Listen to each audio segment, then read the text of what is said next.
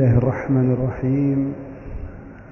الحمد لله رب العالمين، وبه نستعين على أمور الدنيا والدين، والصلاة والسلام على أشرف الأنبياء والمرسلين، سيدنا وحبيبنا وشفيعنا وقرة أعيننا محمد سيد الأولين والآخرين، والمبعوث رحمة للعالمين، وعلى آله الطيبين الطاهرين، وعلى أصحابه الغر الميامين، وعلى التابعين ومن تبعهم بإحسان إلى يوم الدين.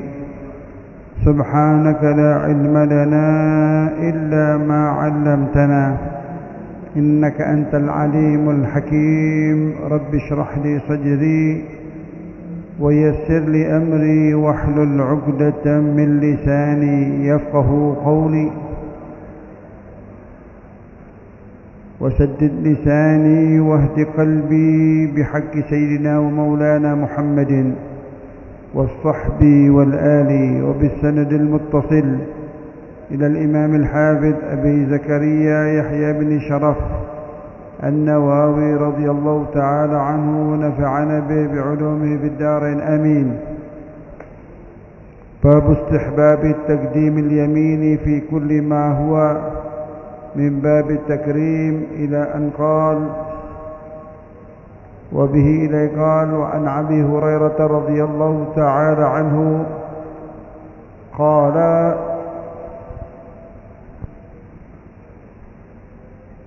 وعن أم عطية رضي الله تعالى عنها أن النبي صلى الله عليه وسلم قال لهن في غسل ابنته زينب رضي الله تعالى عنها: ابدأنا بميامينها ومواضع الوضوء منها.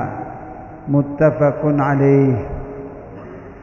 Menyambung kaji kita akan hadis-hadis baginda Rasulullah sallallahu alaihi wasallam yang telah dihimpun oleh Al-Imam An-Nawawi dalam kitabnya Riyadhus Shalihin, dan masih pada bab dianjurkan kita untuk mengedepankan tangan kanan, menggunakan tangan kanan dalam hal-hal yang baik. Maka sampailah kita pada hadis yang sumber periwayatannya dari seorang sahabat wanita yang bernama Ummu Atiyah radhiyallahu taala anha, di mana baginda Rasul sallallahu alaihi wasallam itu berkata kepada perempuan-perempuan yang hendak memandikan putrinya yang telah wafat, putri baginda Rasul sallallahu alaihi wasallam yang telah wafat, yang bernama Zainab. Karena jika yang meninggal itu wanita, pasti yang memandikan juga adalah seorang wanita. Maka demikian pula saat putri Nabi itu wafat yang bernama Zainab, itu Nabi berpesan kepada perempuan-perempuan yang memandikannya itu. Apa pesan Rasul? Qala lahunna fi ghasli ibnatihi Zainab radhiyallahu anha: ibda'na bimayaminiha wa mawadhi'il wudu. Hendaknya engkau nanti sewaktu memandikan putriku ini, mulailah dari sebelah kanan. Jadi tatkala mayat seseorang itu diletakkan dan tidak dimandikan, maka cara memandikan mayit itu sunnahnya adalah mengawali mengguyur air itu dari sebelah kanan, dan diawali dengan organ-organ yang biasa kita wudhui: muka, kedua tangan, kepala, termasuk sunnah telinga ini sunnah, kemudian kedua kaki kita. Itu dulu, baru kemudian setelah itu mengguyur seluruh tubuh sang mayit itu hingga semuanya terkena air. Begitu Rasul sallallahu alaihi wasallam memberikan arahan kepada perempuan-perempuan yang hendak memandikan sang putri itu, putrinya yang bernama Zainab.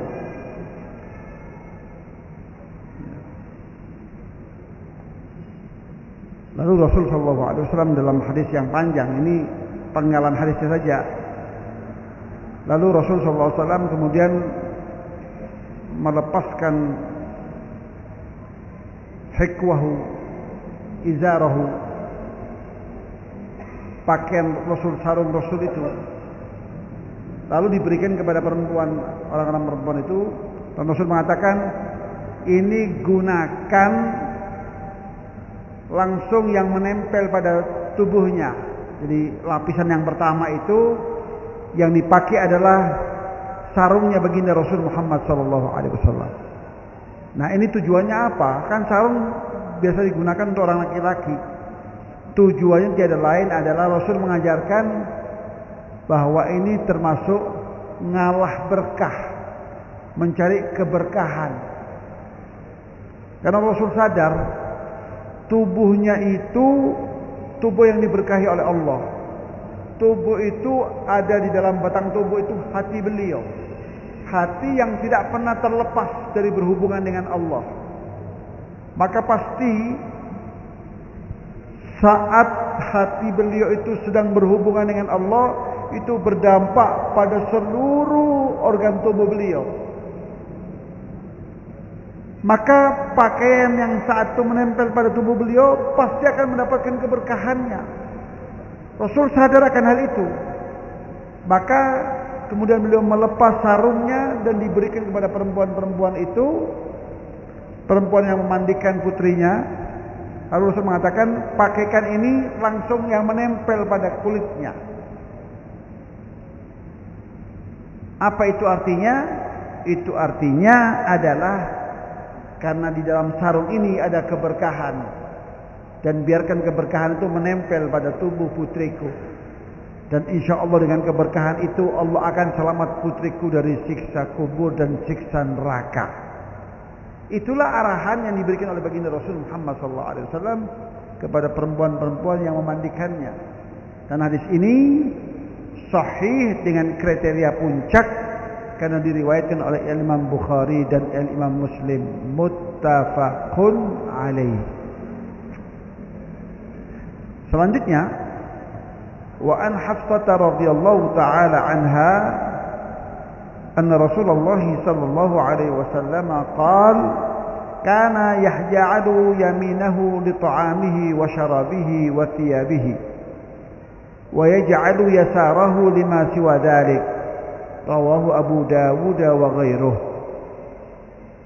Hadis yang berikutnya sumber periwayatannya dari istri beliau yang bernama Sayyidatina Hafsah binti Abi Bakar radhiyallahu taala anhuma, di mana baginda Rasul sallallahu alaihi wasallam begitu menurut uraian istri beliau. Istri ini pasti banyak tahu tentang keseharian suaminya, dalam hal ini Rasulullah sallallahu alaihi wasallam. Kata beliau, kata Siti Hafsah, kana yaj'alu yaminahu li ta'amihi wa syarabihi wa thiyabihi. Rasul itu menggunakan tangan kanannya untuk makan. Saat beliau makan itu menggunakan tangan kanan. Wa syarabihi juga demikian, saat beliau hendak minum, maka beliau mengambil tempat minumnya itu dengan tangan kanan dan menggunakan tangan kanan itu untuk minum. Jadi yang digunakan tangan kanan, makan tangan kanan, minum tangan kanan, bukan tangan kiri. Wasiyabihi, demikian pula Rasul itu tatkala mengenakan pakaian itu memasukkan organ tubuhnya itu diawali dengan yang sebelah kanan.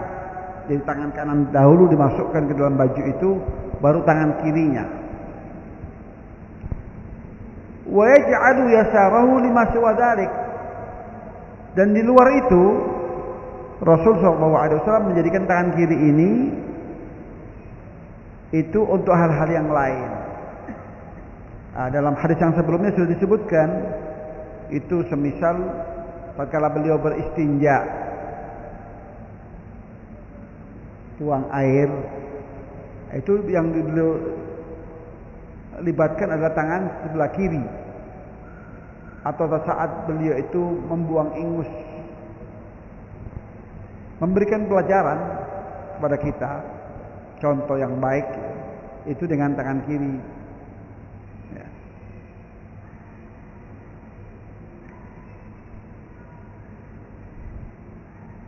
Hadis ini diriwayatkan oleh Imam Abu Dawud dan yang lainnya. Selanjutnya hadis yang ketiga, wa an Abi Hurairah radhiyallahu taala anhu anna Rasulullah sallallahu alaihi wasallam qala idza labistum wa idza tawadda'tum fabda'u bi ayaminikum. Nah, hadis yang berikutnya sumber periwayatannya dari Abu Hurairah radhiyallahu taala anhu, di mana baginda Rasul sallallahu alaihi wasallam bersabda, kalau kalian itu mengenakan pakaian atau kalian sedang hendak berwudu, maka hendaknya mengawali itu semua dengan bagian yang sebelah kanan. Jadi tangan kanan dulu kita masukkan ke dalam pakaian itu. Demikian pula wudu yang kita usapkan adalah sebagian sebelah kanan, tangan sebelah kanan, kaki sebelah kanan, membasuh telinga yang sebelah kanan, baru kemudian yang sebelah kiri seperti yang lazimnya kita lakukan. Nah, itu bagian dari sunnah Rasul sallallahu alaihi wa ala alihi wasallam. Dan kalau kita niatkan hal itu untuk melestarikan sunnah baginda Rasul sallallahu alaihi wasallam, maka kita akan mendapatkan pahala yang berlipat-lipat. Selain mendapatkan pahala berwudu, kita mendapatkan pahala melestarikan sunnahnya baginda Rasul Muhammad sallallahu alaihi wasallam. Artinya, dan itu sebagaimana yang sudah saya sampaikan, melestarikan sunnah baginda Rasul sallallahu alaihi wasallam itu berarti mencintai beliau. Artinya penjabaran tentang cinta beliau yang paling mendasar itu adalah melestarikan sunnah beliau. Kata Rasul, "Man ahya sunnati 'inda fasadi ummati faqad ahabbani."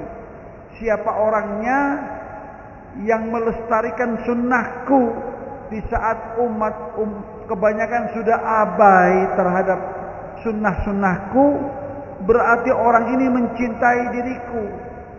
Dan jika orang ini mencintai diriku, kelak ia akan bersamaku di dalam surga Allah.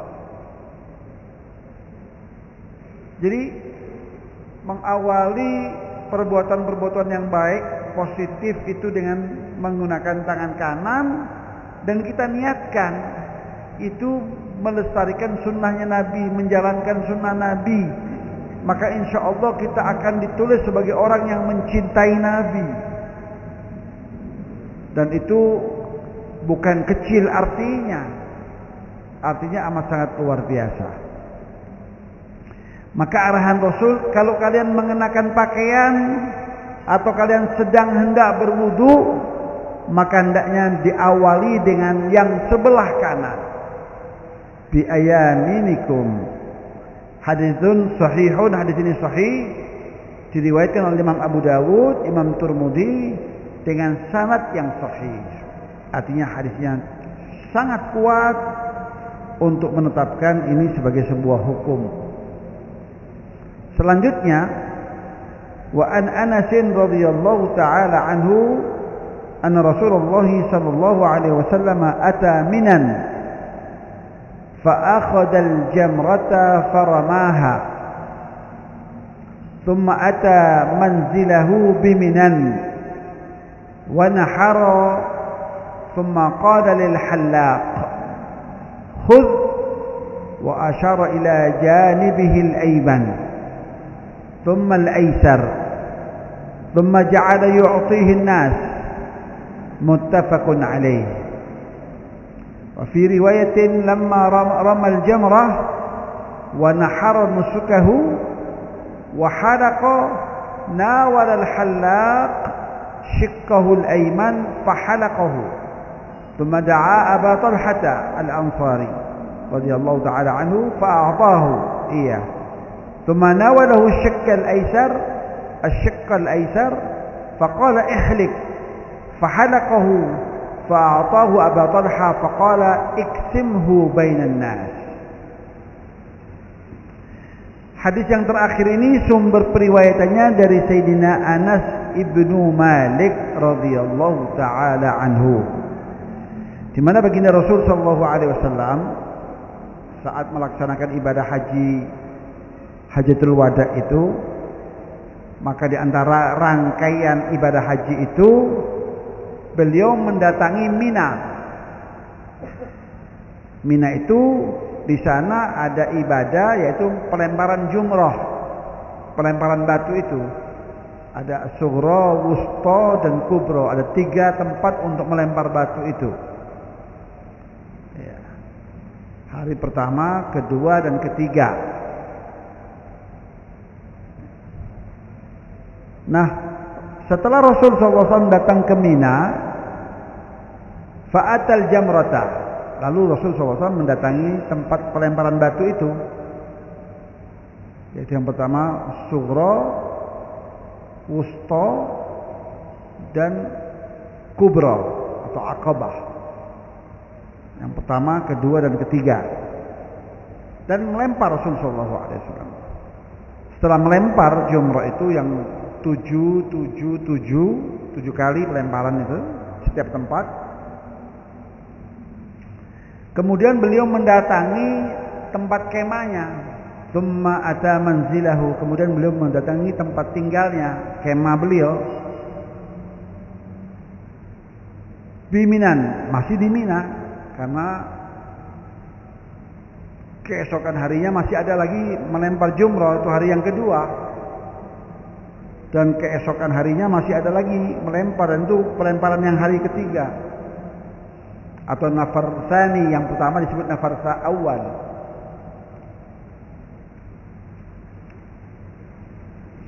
Setelah beliau mendatangi tempat tinggal beliau di Mina itu, setelah melempar kemudian beliau nahar, menyembelih sembelihan beliau. Karena itu hari ke-10 persis Idul Adha. Beliau menyembelih sembelihannya.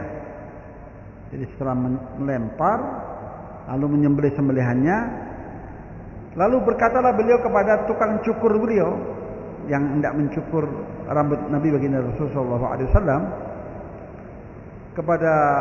kepada tukang cukurnya itu halak. Tukang cukur itu dalam bahasa Arabnya disebut halak. Khud, kata beliau, potong rambutku ini. Wa akhadha ila janibihil aiman. Beliau memberikan memegang rambut yang sebelah kanan dan menginstruksikan kepada tukang potongnya itu untuk memotong dengan mengawali yang sebelah kanan. Dipegang oleh beliau rambut beliau itu yang cukup panjang sampai ke bahu itu dipegang lalu dipotong oleh tukang potong itu. Diawali dengan yang sebelah kanan,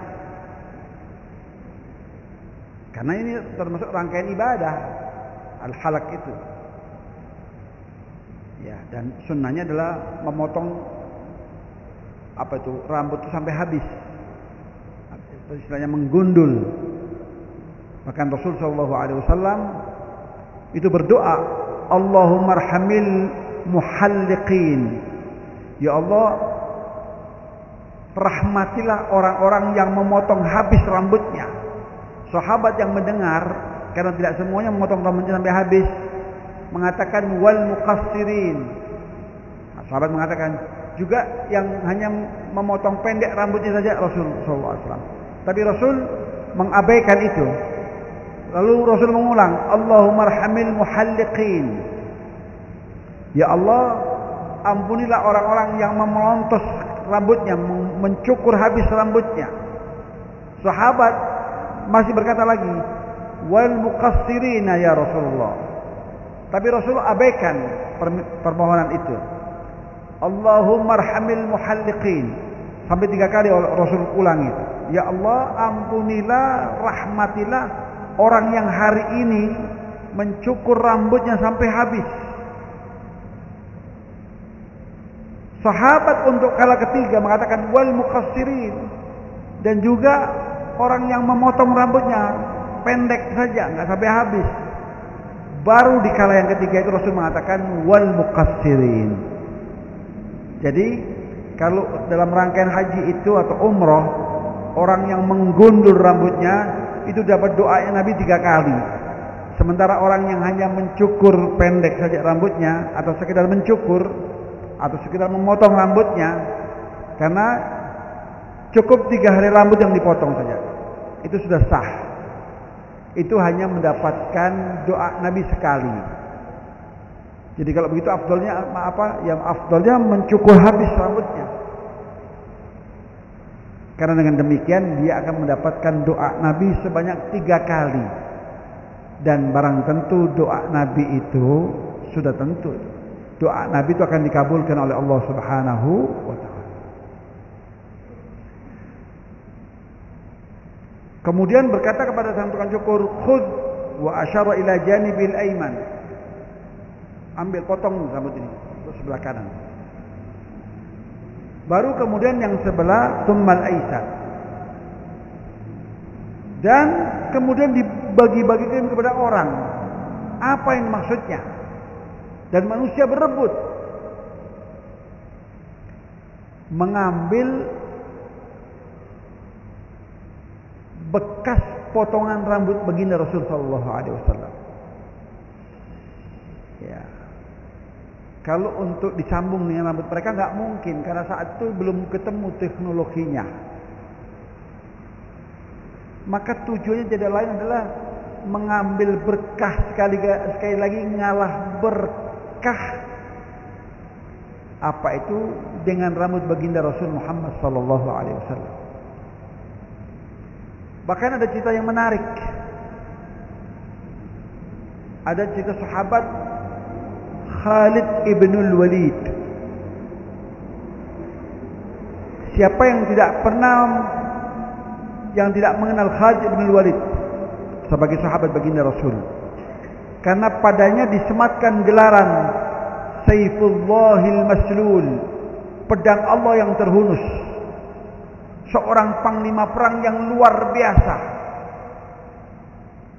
Khalid ibnul Walid disebut dengan Saifullah, pedang Allah yang terhunus, yang siap untuk memenggal musuh-musuh Allah. Suatu ketika di sebuah peperangan, Khalid sebagai komandan perang menginstruksikan kepada anak buahnya untuk mencari kopiahnya yang hilang. Bayangkan kopiah hilang di medan perang. Betapa sulitnya mencarinya itu. Tapi kata Khalid, cari sampai ketemu. Lapor, kami sudah cari, wahai Khalid, tapi nggak ketemu. Kata Khalid, cari sampai ketemu. Instruksi komandan kepada anak buahnya, maka mereka mencari sesulit apapun akan dilaksanakan, mencari ke sana kemari. Akhirnya ditemukan juga. Ternyata kopiah yang diinginkan oleh Khalid itu sebuah kopiah yang sudah usang. Bahkan nyari selaput.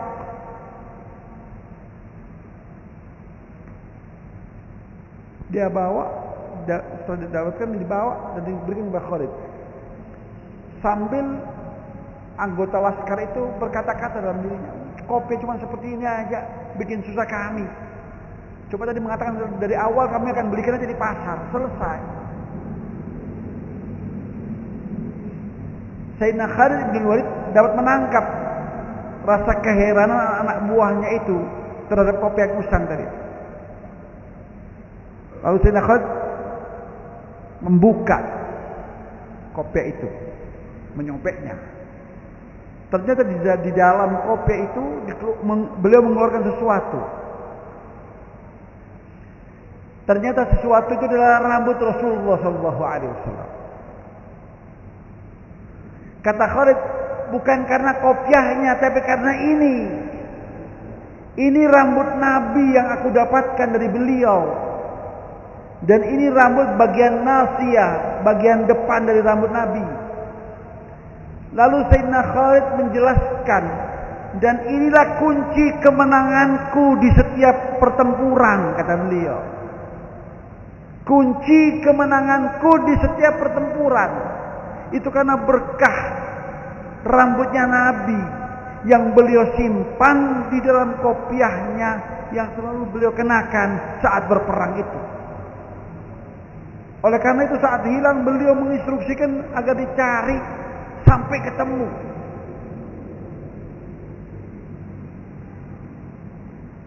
Maka Nabi kemudian membagi-bagikan kepada orang-orang yang hadir, yang 100.000 itu, berebut mereka untuk mendapatkan rambut baginda Rasul Muhammad SAW. Sekali lagi, ini apa tujuannya? Tiada lain adalah untuk mendapatkan keberkahan baginda Rasul Muhammad SAW. Dan hadisnya sahih. Sekali lagi sahih dengan kriteria puncak karena diriwayatkan oleh Imam Bukhari dan Imam Muslim. Jadi hadis ini enggak tersanggahkan, tak terbantahkan. Bahkan dalam riwayat yang lain dikatakan tatkala Nabi itu usai melempar jumrah, kemudian wanahara nusukahu, lalu menyembelih onta-onta beliau, dan beliau menyembelih onta itu sebanyak 63 ekor. Nabi memotong 100 ekor onta. Lalu selebihnya setelah 63 diserahkan kepada Imam Ali untuk melanjutkannya. Dan Nabi waktu memotong onta-onta itu Nabi niatkan, ini untuk diriku dan umatku. Jadi kita semua ini sudah pernah disembelihkan oleh baginda Rasulullah SAW. Sembelihan kurban itu. Begitu pedulinya baginda Rasul kepada kita. Dan ternyata onta yang disembelih oleh Rasul di momen Hajatul Wada itu sebanyak 63 ekor. Onta-onta itu datang sendiri, berbaris datang. Dan yang perlu diketahui, onta itu penyembelihannya dalam posisi berdiri, nggak duduk, nggak direbahkan, nggak berdiri, dengan ditusuk di bagian ini, lalu diarahkan belati itu ke kanan, dengan begitu putus, lalu dia akan jatuh dan mati. Nah, itu onta seakan-akan, bukan seakan-akan, itu yang terjadi, berbaris menunggu giliran, mendapatkan kehormatan karena akan disembelih oleh baginda Rasul Muhammad SAW. Dan yang disembelih oleh Rasul 63 ekor. Dan itu kata para ulama menunjukkan usia baginda Rasul Muhammad SAW yang Allah berikan kepada beliau yang 63 tahun itu. 40 tahun beliau habiskan di kota Makkah, 23 tahun beliau habiskan di kota Madinah. Jika dikumulatifkan menjadi 63 tahun, dan itulah usia baginda Rasul Muhammad SAW saat diwafatkan oleh Allah Subhanahu wa taala. Kemudian wahalaqa, kemudian beliau mencukur rambutnya. Nawal al-hallaq shiqqahu al-ayman, dia berikan rambutnya yang bagian sebelah kanan itu kepada tukang cukurnya untuk dicukur. Setelah dicukur, fahalaqahu, thumma da'a Abu Talha, kemudian beliau memanggil Abu Talha. Abu Talha al-Ansari ini seorang sahabat Rasulullah SAW, ya, yang punya kedekatan dengan baginda Rasul Muhammad SAW. Saking dekatnya, tatkala tadi putri beliau yang bernama Zainab itu wafat, Rasul perintahkan Abu Talha yang turun ke kuburnya. Padahal di sana ada suaminya, Sayyidina Utsman, suami Zainab, Sayyidina Utsman. Tapi beliau tidak perintahkan, yang beliau perintahkan adalah siapa? Abu Talha. Karena dekatnya dengan baginda Rasul Muhammad SAW. Begitu pula tatkala Rasul wafat, yang masuk ke dalam kubur menerima jasad beliau untuk disemayamkan dalam kubur beliau itu juga adalah Abu Talha. Jadi seorang sahabat yang punya kedekatan dengan baginda Rasul Muhammad SAW.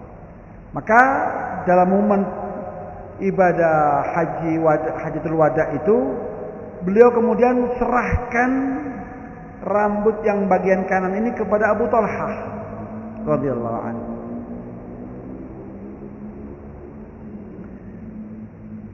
Kemudian beliau cukur yang sebelah kiri dan beliau berikan kepada Abu Talha juga. Seraya beliau berkata, "Tsumma qala nawalahu shiqqal aysar faqala ihlik." Fahalaqahu fa'atau Abu Talha faqala iksimhu linnas. Wahai Abu Talha, yang ini tolong bagikan untuk orang-orang yang hadir, yang ada di sini. Maka Abu Talha membagikan helai demi helai dibagikan oleh Abu Talha. Sekali lagi, ini tiada lain adalah tujuannya adalah supaya mereka mendapatkan keberkahan baginda Rasul Muhammad sallallahu alaihi wa ala alihi wa sahbihi wasallam. Dan sekali lagi hadisnya sahih, rawahul Bukhari dan Muslim. Sampai di situ berakhirlah bab tentang menggunakan tangan kanan dan apa-apa yang positif diawali dengan yang sebelah kanan. Kemudian selanjutnya Kitabu Adabit Ta'am, kitab yang membahas tentang tata krama saat kita bersantap. Begitu komprehensifnya ajaran Islam itu, sampai makan pun diatur oleh Islam. Bagaimana seyogianya Muslim itu menyantap makanannya. Bagaimana seyogianya Muslim itu memakan makanan. Karena makanan ini sebuah kebutuhan pokok. Maka Islam mengajarkan agar makanan ini berkah. Kenapa? Karena makanan ini punya implikasi, punya dampak yang berkepanjangan untuk diri kita, untuk kejiwaan kita. Oleh karena itu Islam menekankan apa yang masuk dalam tenggorokan kita itu, mulut kita itu, agar benar-benar sesuatu yang halal. Karena kalau nggak halal, maka Rasul mengatakan, dan hadis beliau ini mengandung ancaman, kullu lahmin nabata min haramin fannaru aula bih. Setiap daging yang tumbuh karena dari sesuatu yang haram, dari penghasilan yang haram, dari uang yang haram, dibeli dari hasil yang haram, maka neraka yang cocok, yang pantas untuk daging itu. Batang tubuh yang diselimuti oleh daging, yang dibungkus oleh daging, tapi dari barang yang haram, maka ini mempersiapkan dirinya untuk menjadi kayu bakar api neraka Allah.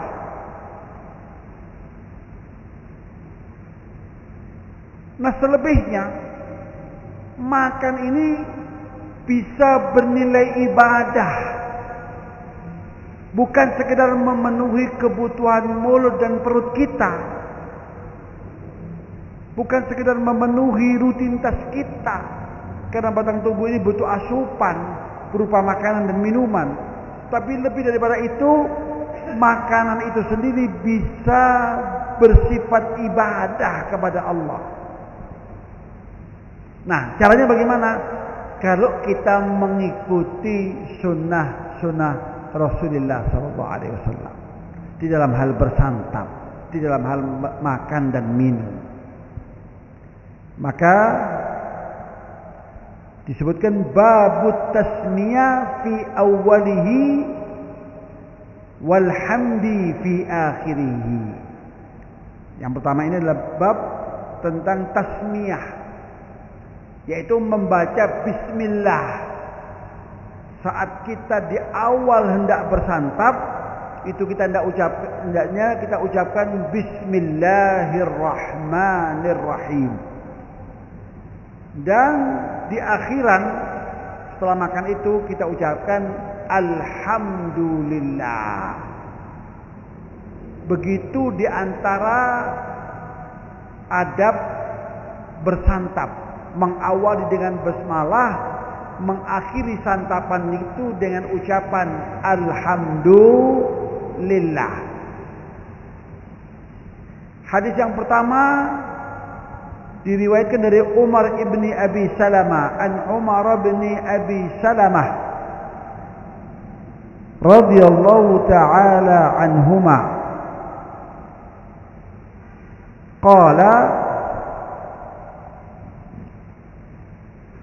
qala li Rasulullah sallallahu alaihi wasallam sammillaha wa kul biyaminik wa kul mimma yalik, muttafaqun alaih. Dari Umar putra Abu Salamah, saudara dari Sayyidina Anas ibnu Malik. Ya, itu saudara lain bapak, tapi satu ibu.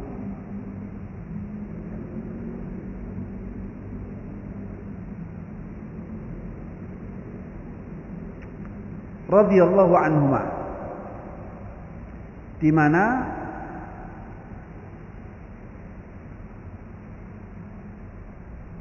Rasul sallallahu alaihi wasallam itu berkata kepadanya, maaf, Umar bin Abi Salamah ini adalah putra dari Abu Salamah, di mana Ummu Salamah ibu beliau adalah di kemudian hari setelah sang suami wafat, Abu Salamah wafat, dinikahi oleh baginda Rasul Muhammad SAW. Seorang janda tua dan beranak pinak, anaknya banyak. Kata Rasul, justru karena itulah aku menikahi dirimu, karena statusmu yang janda dan engkau memelihara anak yang banyak, anak dari suamimu terdahulu yang telah wafat. Mengingat jasa sang suami yang begitu besar untuk Islam, pernah hijrah sampai 2 kali ke Habasyah bersama istrinya Ummu Salamah, maka dinikahi Ummu Salamah. Tujuannya untuk membantu memelihara anak-anak Abu Salamah, dan sekaligus membantu Ummu Salamah perekonomian beliau dan seterusnya. Maka karena faktor usia yang sudah tidak muda lagi itu, Ummu Salamah pun bijaksana. Maka giliran Rasul bermalam di rumah beliau, itu diberikan jatah beliau itu kepada Siti Aisyah. Maka jatah yang semestinya untuk Ummu Salamah, karena faktor usia tadi itu, maka diberikan kepada Siti Aisyah. Mengingat Siti Aisyah itu adalah istri Nabi yang paling muda. Jadi jelas itu tujuan dari perkawinan baginda Rasul sallallahu alaihi wasallam tadi itu. Bukan sekedar tuntutan biologis, sama sekali nggak ada. Kalau tuntutan biologis pastinya Nabi pasti menikahi para gadis-gadis muda. Tapi itu nggak dilakukan oleh Rasul sallallahu alaihi wasallam. Umumnya yang dinikahi oleh Rasul itu adalah janda-janda yang relatif usianya tidak lagi muda.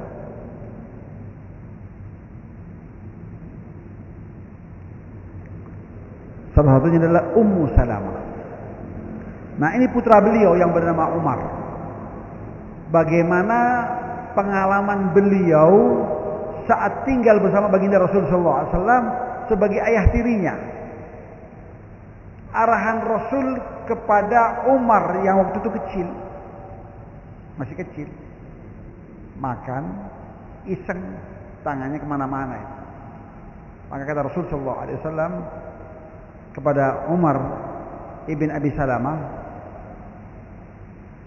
"Samillaha wa kul." Yang pertama, ucapkan bismillah. Baru kemudian kau menyantap, memakan, baru makan. Ucapkan dulu bismillah baru makan. Supaya apa? Supaya makananmu berkah. Kalau berkah, ia akan menjadi sumber kesehatan untuk dirimu. Yang akan memenuhi, makanan itu akan memenuhi apa yang dibutuhkan oleh batang tubuhmu. Bukan karena dia sudah syarat kalori, syarat karbo dan seterusnya. Tetapi karena berkah bismillah. Karena kebesaran bismillah. Karena keberkahan bismillah. Karena kebaikan bismillah. Karena kemuliaan bismillah. Jadi ucapkan bismillah baru makan. Yang kedua, wakul biyaminika. Makan hendaknya menggunakan tangan kanan. Bukan tangan kiri, tapi tangan kanan. Ini arahan Rasul yang kedua. Yang ketiga, wakul mimma yalika. Makalah apa yang ada di hadapanmu. Jangan makan lalu tangannya kemana? Mengambil porsi yang jauh-jauh diambil. Nah, yang di hadapanmu. Saat itu ya kehidupan masih sangat sederhana. Mungkin nampan begitu. Jadi makan yang ada di hadapanmu lah. Jangan yang di hadapan orang lain. Bagaimana Islam mengajarkan tentang tata krama, tentang etika kepada anak kecil itu. Diajarkan etika bagaimana makan yang baik itu, makan yang memenuhi kesantunan. Jadi dalam hal ini Islam sudah punya kepeloporan tentang etika, tentang estetika. Bagaimana seyogianya makan yang baik, membaca bismillah, makan dengan tangan kanan, dan makan yang ada di hadapanmu. Jangan engkau meraih-raih yang di depan orang. Hadis ini sahih, riwayat Imam Bukhari dan Imam Muslim, muttafaqun alaih. Hadis yang kedua, yang berikutnya, wa 'ani sayyidati Aisyah radhiyallahu taala anha qalat, qala Rasulullah sallallahu alaihi wasallam, "Idza akala ahadukum falyadhkur ismallahi ta'ala. Fa in nasiya an yadhkura ismallahi ta'ala fi awwalihi falyaqul bismillahi awwaluhu wa akhiruhu." Atau awwalahu wa akhirahu. Rawahu Abu Dawud wa Tirmidzi wa qala haditsun hasanun sahih. Hadis yang berikutnya pada bab ini bersumber dari Siti Aisyah radhiyallahu taala anha, di mana beliau berkata, bersabda baginda Rasul Muhammad sallallahu alaihi wasallam, "Jika salah seorang daripada kalian itu hendak makan, maka hendaknya ia mengingat nama Allah seraya mengucapkan bismillah. Kalau dia lupa karena keburu lapar, langsung makan. Lupa, manusia tempat lupa dan rentan untuk lupa, mudah untuk lupa. Karena keburu nafsu ingin menyantap makanan, maka dia makan saja. Nah, bagaimana supaya makanan ini tetap berkah, tetap membawa kebaikan, tetap tidak membawa madarat? Caranya bagaimana? Fa in nasiya an yadhkura ismallah, kalau dia lupa tidak menyebut nama Allah, tidak membaca bismillah di awalnya, maka hendaknya dia ucapkan bismillah awwalahu wa akhirahu. Jadi tatkala dia ingat itu, dia ucapkan bismillah awwalahu wa akhirahu. Artinya bismillah yang aku ucapkan di awal maupun di akhir. Begitu arahan Rasulullah SAW, jika seseorang lupa di awal dia tidak bersantap membaca bismillah. Hendaknya dia mengucapkan sewaktu dia ingat. Sedang makan terus saya belum baca bismillah. Maka diucapkan bismillah awwadahu wa akhirahu. Bismillah yang aku ucapkan di awal dan di akhir. Dengan demikian insyaallah keberkahan itu tetap akan dia peroleh. Dan makanan yang dimakan itu akan menjadi makanan yang sehat untuk tubuhnya. Hadis ini diriwayatkan oleh Imam Abu Dawud, Imam Tirmidzi, dan Imam Tirmidzi mengatakan hadisnya hasan dan sahih. Jadi hadis ini cukup sangat kuat sebagai menetapkan sebuah hukum. Ini akhirnya dapat saya sampaikan pada kesempatan ini. Mudah-mudahan apa yang saya sampaikan menjadi sesuatu ilmu yang barokah dan bermanfaat bagi kita semua fi dini wa dunya wal akhirah. Harapannya seiring dengan bertambahnya ilmu akan bertambah pula nilai-nilai keislaman, keimanan dan ketakwaan kita kepada Allah Subhanahu wa taala, sehingga keislaman kita hari ini, keimanan kita hari ini, ketakwaan kita hari ini tentunya lebih baik daripada hari kemarin. Dan harapannya di hari-hari ke depan insyaallah akan lebih baik daripada hari ini, sehingga kita akan tergolong dan terbilang orang-orang yang sukses, selamat, bahagia dunia maupun akhirat. Amin ya rabbal alamin. Wa sallallahu ala sayyidina Muhammadin nabiyil ummi wa ala alihi wa sahbihi wasallam. Walhamdulillahi rabbil alamin.